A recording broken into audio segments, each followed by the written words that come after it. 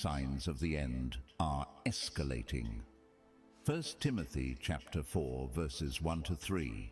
Now the Spirit speaketh expressly, that in the latter times some shall depart from the faith, giving heed to seducing spirits and doctrines of devils, speaking lies in hypocrisy, having their conscience seared with a hot iron, forbidding to marry, and commanding to abstain from meats which God hath created, to be received with thanksgiving of them which believe and know the truth.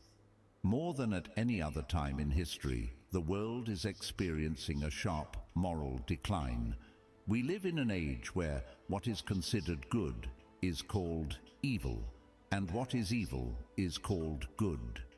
Societies now celebrate practices that were once looked down upon. We live in a time when evil is applauded, and evil individuals seem bolder than the righteous.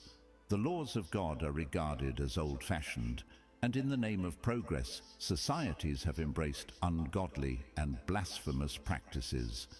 Many people are offended by God, reviling His holy name.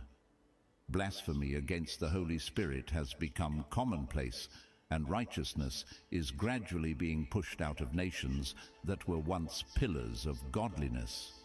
It is acknowledged that ungodliness has never ceased throughout history, but the rate at which unrighteousness is escalating in our time is unprecedented.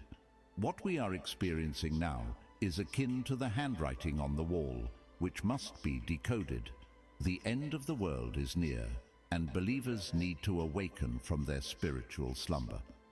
Paul wrote to Timothy that in the last days some shall depart from the faith, falling victim to lying spirits and following demonic teachings. Hypocrisy will reach its greatest heights, and people will have their consciences seared as if burned with a hot iron. Imagine people now doing evil without any remorse for their actions. This indicates a seared conscience, a conscience that is no longer active, effectively dead. This is the most dangerous state for an individual, being in a position where their conscience is dead and no longer active. Such a person is capable of anything, and our society as a whole is losing its conscience, which is why you see laws that contradict the very words of God being passed. Society is changing. It rejoices in wrongdoing and is proud to associate with ungodliness. How can we explain that nations which once stood for righteousness now take delight in passing bills that go against the morality of their citizens into law? What has bewitched this generation?